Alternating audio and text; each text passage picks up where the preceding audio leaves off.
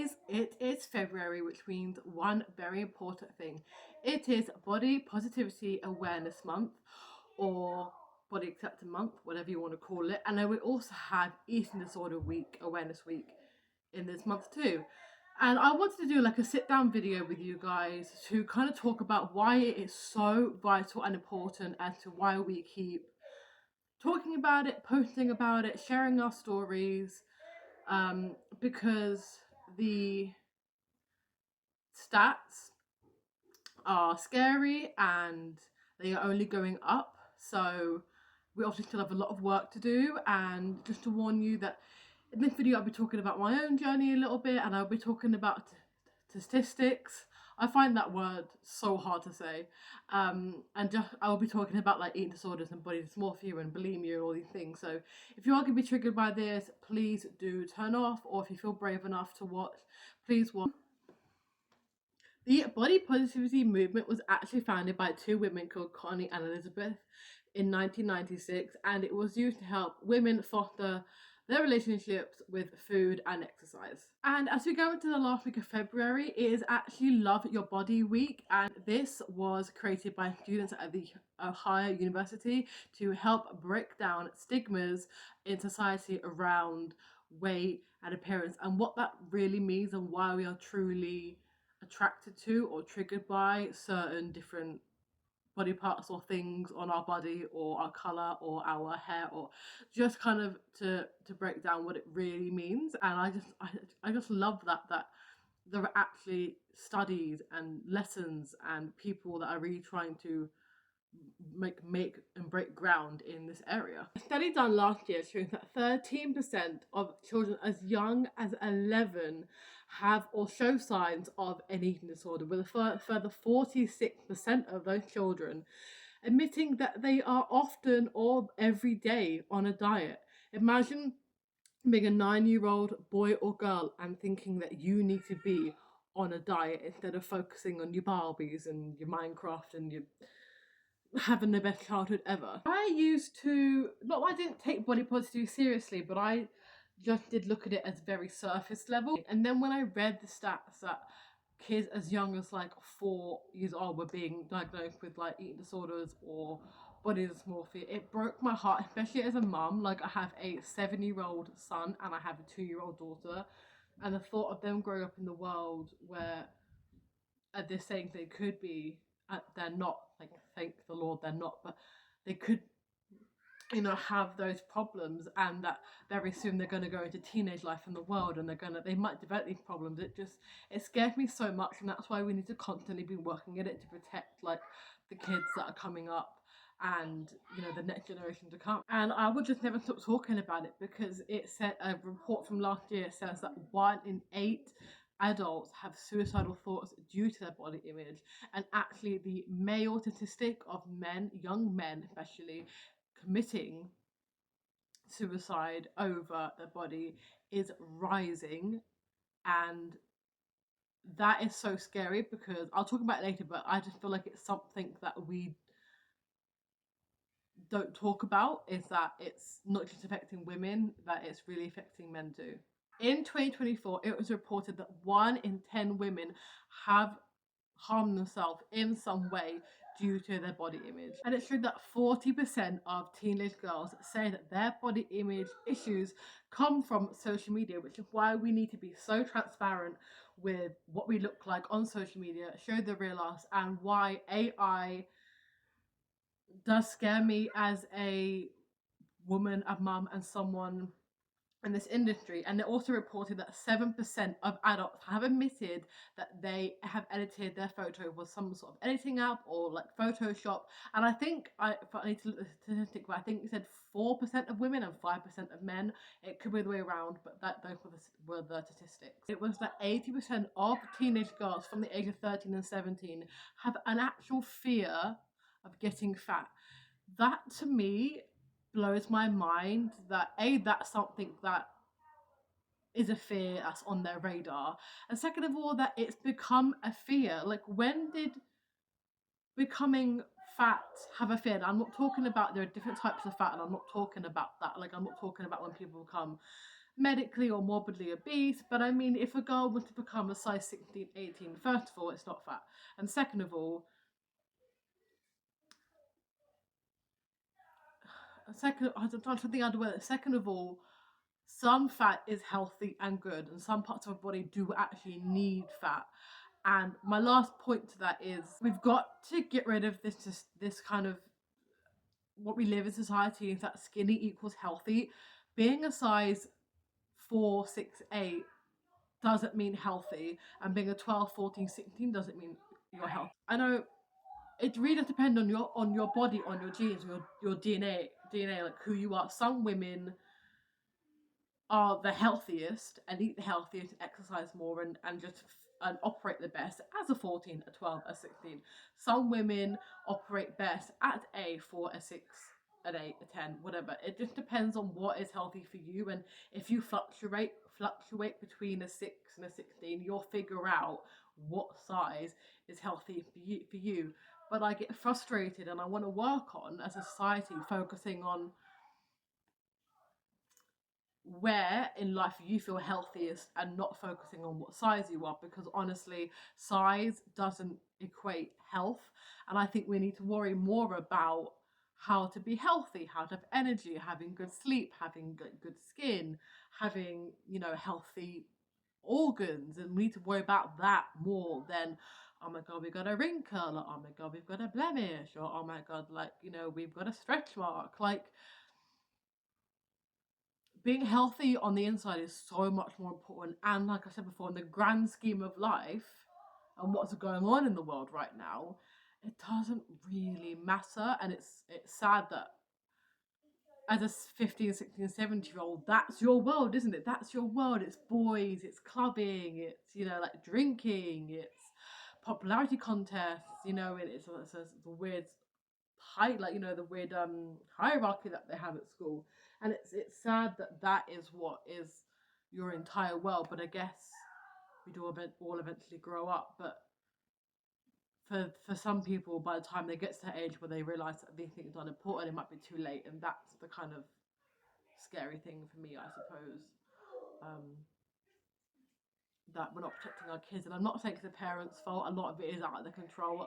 Magazines and what they're seeing on social media, what they're seeing at school, what they're seeing in clubs and movies. A lot of it is out of parent control. So I'm not putting the blame on parents. I actually think that a lot of it doesn't come from parents. You do see stories of kids getting it from their parents, but I was very lucky that my problem came from my job and not from my mum.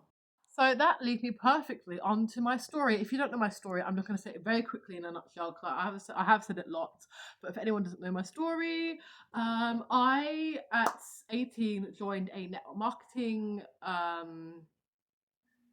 job, and it was all about weight loss shakes and powders and pills and all that kind of stuff.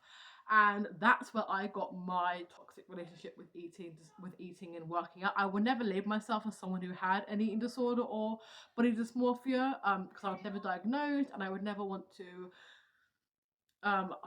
hurt the people who have actually been diagnosed with one. But I do believe I had that.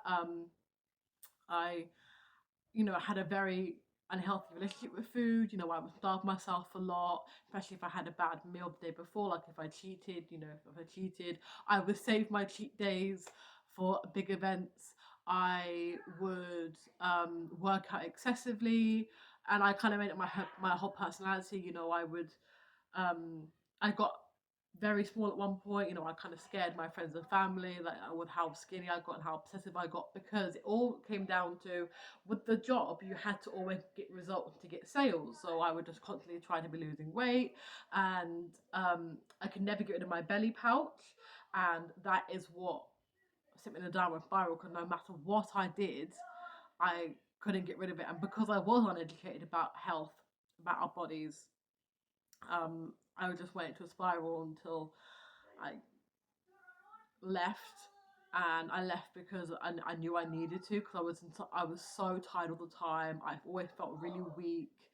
I just hated that I had nothing else to do in the day, because I would spend so long working out. I hated that I noticed my habits slipping down to my child. He was 2, 3 at the time, and I noticed my kind of bad eating habits going down to him, and so I knew I had to leave. And also I had a friend who was struggling at the time, and I felt really bad doing what I was doing knowing she was struggling. And yeah, I just left, and it was the best thing I ever did, and that's how I became who I am now and do what I do now.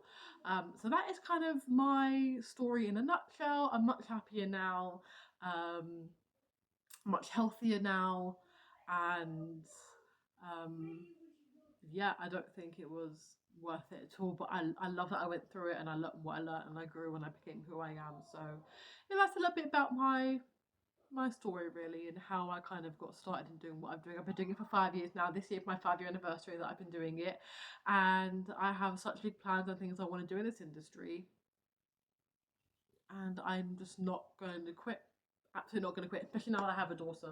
I feel like we have so much work to do. As a result of that, I created 2 guides that I sell on my Instagram and TikTok about this. I have one that's called Learning to Love Yourself, and it has in there my story in a bit more detail. It has like segments on confidence, how to stop comparing yourself on social media, how to cope with the pressure of social media. I talk in there about eating habits, healthy eating habits, toxic eating habits. I have worksheets in there for you to work through. I have, well, I can't think of my head right now. I have the definition of learning to love yourself in there. I have how to dress for your body. It's a whole guide about the basics and the beginning to help you on a journey of how to learn to love yourself. And then I also have my PDF, which is 75 ways to practice self-love, because so many people think self-love is doing a face mask, going for a walk, going to therapy, eating better, and of course all of these things help, but we get stuck, I feel like, in the superficial way to practice self-love, and it's so much deeper than that. It's about Self-love is about strengthening that bond with yourself. It's about becoming one with your mind and your body. It's about knowing who you are, accepting who you are, and then loving who you are and growing through that and making that person stronger and better and more confident. And I've got so many things in there. I've got different categories, so I've got something for everyone in there. I've got so practical self-love, like your face mask, your bath, you're going for a walk. Then I've got like more mental in there, so I've got like setting boundaries, the power of saying no, therapy. And I've got like micro habits. I've got everything in there. I've got so many different things in there. I annoyingly can't think of them off the top of my head right now. I've just had a little look, and I've got other categories in there that are just for you, the power of letting go, so things to let go of, and challenges. So there's something in there for everyone, and there's something for you to do all the time in there. And yeah, if you are interested in either of my courses, I will leave the links below. My Learning to Love Yourself course is £15 right now. It's 50% off, and it will stay that way until the end of February. I like to have it discounted during Body Positivity Month, and my 75 ways to practice self-love guide is £3.47 normally, but it is free currently until the end of this month. Again, links will be in the description. If you want to grab them, have a look, whatever, please click on them. And if you get one, let me know. I would absolutely love to talk to you about it and hear your feedback and go on this journey with you. Next, I want to talk about something that I've not talked about before, but it's recently come to my attention and I feel like we need to talk about it. So that is the statistics for male body positivity. Okay, the statistics for men being diagnosed with body dysmorphia, bulimia, eating disorders, and committing suicide and or self-harm is on the rise. It has increased over the last 2 years, and I do think it's something we need to talk about because it's so female orientated, and it's so on Instagram and TikTok, all you see is females talking about it, and what I want to focus on this year is getting in contact with male creators who are in this space and see if I can find anyone, and just maybe talking to men that have suffered or are suffering. And I want to see what I can do to help men, because I don't want to just help women. Obviously I can't create content for men because I can only relate to women, and I can't relate to what they're going through, and it would be hard to get an audience for that. But if I can collaborate and I can talk to them and I can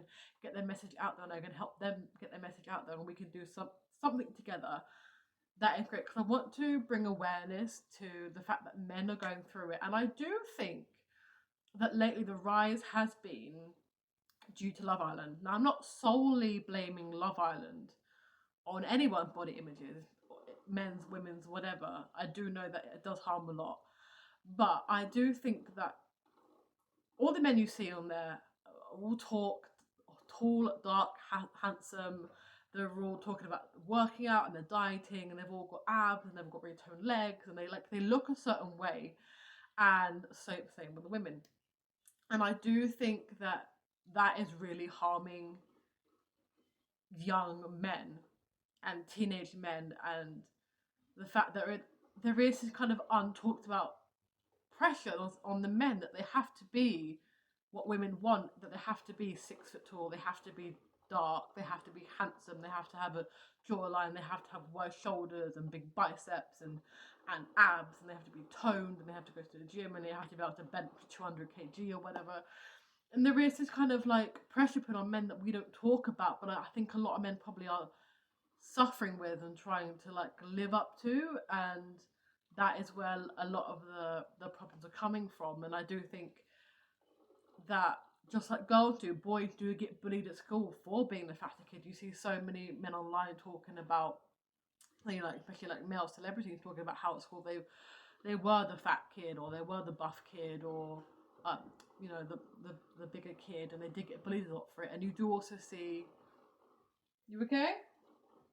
Like the male acting industry is most men. I'm not saying, by the way, I'm not saying men aren't talented. These actors are incredible, but you do just see that it is one type of male celebrity, and if they do not fit into that mold, they get casted as the funny fat friend or the sidekick or like a less important role, or a role where they can get made fun of, and then they will suddenly lose a lot of weight, completely transform, and then they can suddenly be taken as a serious actor. They will get serious parts, they'll get more intense parts, more, you know, they'll become the lead. And it's just a kind of cycle that we're stuck in, a kind of narrative that we're projecting. And if you know of any male body positive influencers that you follow that I need to know, please let me know. I haven't done it yet, but I want to go through social media and try and find some. If you know any male men that have struggled, they're talking about the issues with self-love, self-care, their body, whatever, please like show me, show them my videos. Please like get them to contact me. I'll leave my Instagram below. I'd love to talk to them. I'd love to figure out what we can do.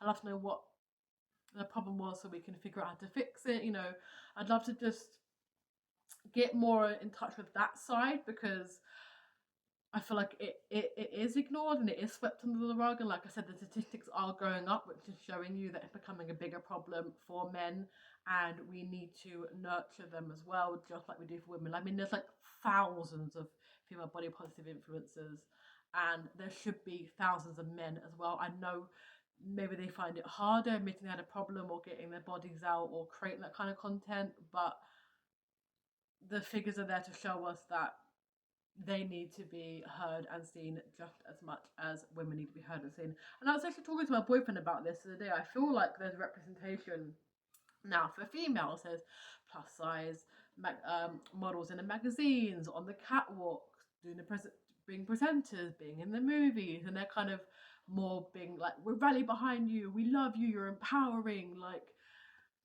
you know, just kind of they're coming into the light now, and we're seeing them more and more, and they're being represented, and more companies are making bigger sizes, smaller sizes, representing a whole range of females, and we are slowly getting the representation we need. But I don't see that for men. I don't see the male models on the catwalk or in the magazines. Maybe I'm just not looking, but I feel like I don't see the billboards of the men with the dad bod, you know, with the cellulite, when you know, with the arms that aren't perfectly chiseled, or you know, with the bigger thighs, or the men that haven't got the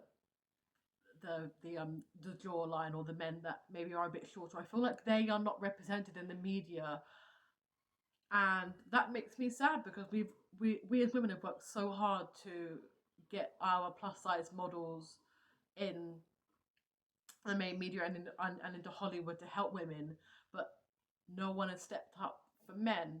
I don't know if maybe I'm just not seeing it, but if I can't think of it right now, then it obviously shows that it's not enough. I can think of so many models in my head right now and so many actresses, but I can't think of many or if any men. So um yeah, I thought that'd be a great place to start. I don't have any power in doing that, but we need to get more men uh, being represented like that to show that it's completely normal that not all men do, should, or have to look like they have an 8-pack and they have tone, like they don't have to look like Arnold Schwarzenegger when he was um Mr. World. I just thought of him because I'm reading his book at the moment, which by the way is really good. Anyway, I want to say, if you've made it this far through the video, really appreciate that. Thank you very much. I won't keep you for much longer. I just wanted to end the video on some things that are going to help you. So if you are struggling, or if you know someone struggling with an eating disorder, suicidal thoughts, bulimia, body dysmorphia, anything, I'm going to leave in the description as well. There's going to be a lot in the description, I do apologise. But I'm going to leave some helplines, some websites, some organisations and charities that can help you absolutely. If you or anyone is struggling, please go to them. They're absolutely amazing and they can help you because the NHS can, but it's a long time.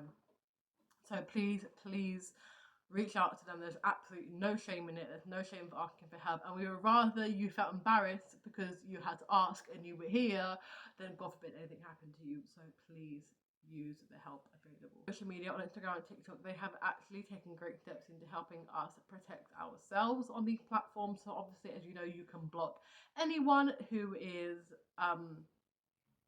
do anything that is going to trigger you, and I highly recommend you do unfollow and block anyone who makes you feel insecure, less than. If you can't help yourself, but compare yourself to them, block them and get rid of them. Magazines, whatever, block whoever you need to feel better about yourself. I kind of love doing it. I'd be like, that celebrity is an arsehole, like I'm just gonna block them, like who cares. It's your social media, you shouldn't have to watch or see anything you don't want to. Also, I don't know if you can on TikTok, but I know you can on Instagram because I have done it. You can block certain words. So you can block certain things from coming up on your algorithm, on your For You page. You can block certain ads from being shown to you as well. So you can block the weight loss ads, you can block the shakes and the diets and the meal prep adverts. And you can also, if you type in certain words like you don't want to see workout videos, or you don't want to see celebrity video for a celebrity in them because they may trigger you, you can block their name, you can block the working out word, you can block different things. So if you know one specific thing that does block you, you can go ahead and do that, and I think that's a great tool. Because social media is so in our faces, we can't really control what they show us on TV. We can more on like YouTube and streaming services, but our social media is such a big part of life and we can't control what is shown to us. You can train the algorithm, but it takes a long time and a lot of dedication to train your algorithm to only show you what you want to see. So blocking words is a great shortcut, and if you really do want to try and train your algorithm to only show you what you want, make sure you repost everything you like and want to see more of it, save all of it, and comment on it, and eventually the algorithm will only show you things in those subjects and it won't show you things you don't want to see. So those are a few things you could take into play today. Please remember to check out my course, guide, whatever you want to call it, and my PDF. Thank you. So guys, thank you so much for watching. Make sure to follow me on Instagram and TikTok because I talk about this stuff all the time. Let me know if there's any creators that I need to be following or need to be getting in contact with. Please share this and subscribe, and I will see you. Oh my god, like the heavens have just opened. Wow, thank god I did not go out today. It is raining. Oh, god, I'm so over it. Just bring back the nice weather, please. I just want to move abroad because this weather. I'm a summer girly, I'm a spring girly. I'm not here for this weather. Anyway, thank you so much for watching. I will see you guys again very soon. It's half term and I am vlogging, so I will see you guys soon with a vlog and much more. self-love, body positivity content to come. If there's anything specific you want me to talk about or to do or try out, or anything that you would like to see from me, please comment down below, and I will see you guys again very soon.